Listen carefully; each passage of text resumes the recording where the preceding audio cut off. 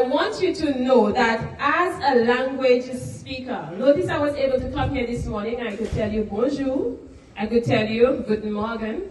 I could tell you buenos dias. How do we say it in Mandarin? Anybody knows? Nobody knows? I'll tell you what, I'm not teaching here, but you want to make sure that you are learning these things because we have so many Chinese around us that you want to be able to at least greet somebody in the language. We would say ni hao. Ni hao, very good. Thank you very much, Mr. Ortiz. I was hoping that somebody would be able to say that this morning. What does learning another language do for you? It makes you a T.W.I.N. It makes you a twin.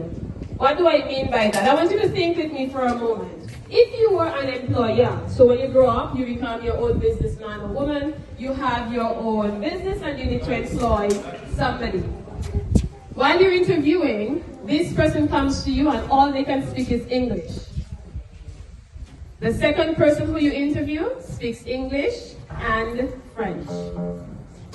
The third person whom you interview speaks English, French, and Spanish.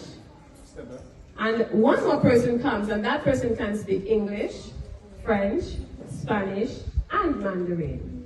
Can I see the hands of those of you who would employ the person who speaks only English? Would you choose the person who speaks English and French only? What about the person who speaks English, French, and Spanish? And what about the person who would you choose the person who speaks English, French, Spanish, and Mandarin? Can I see your hands? Would you choose that person? And most of you would choose that person. I want you to think of the reverse. If you are going to apply for that job, because when you leave school, you are going to need to find a job before you can employ somebody. Yeah? We usually have to get a job before we can get into a position to employ. Now, you are the employee seeking to be employed. If I am the boss, who do you think I will employ first?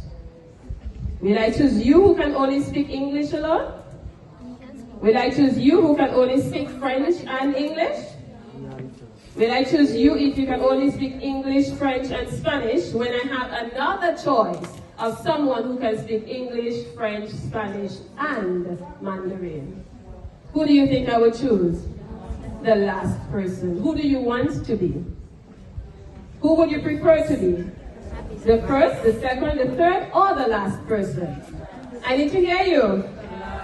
Very good. Do you agree with me that you need to learn the French, and that you need to learn the Spanish, and that if you can, you learn the Mandarin that you're being taught? Do you understand now why it is very important? It makes you two people if you can speak two languages. It makes you three people if you can speak three languages. It makes you 4, 5, 6, as many languages as you can acquire. You need to try your utmost to do that. Do you agree with me? If you agree with me, say, yes, I. Yes, I. Yeah, man. Okay? Good. W.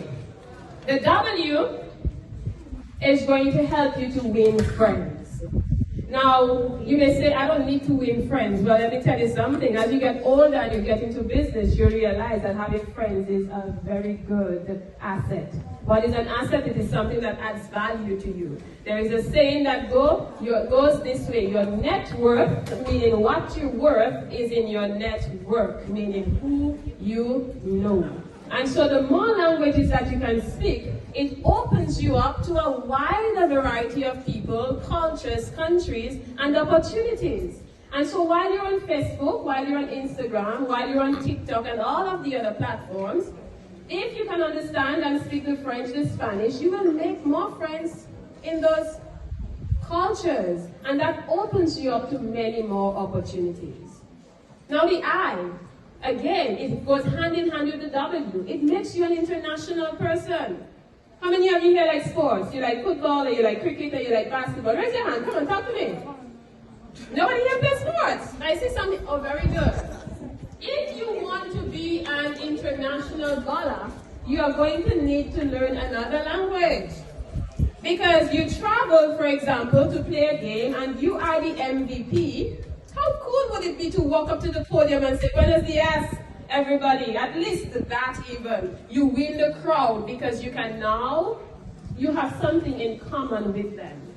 And when people like you, it opens doors for you. Do you understand that? Yes. Do we understand that? Yes. Okay. And finally, the N. This one is a little bit deeper. The N represents the neurotransmitters in your brain. Anybody does science here?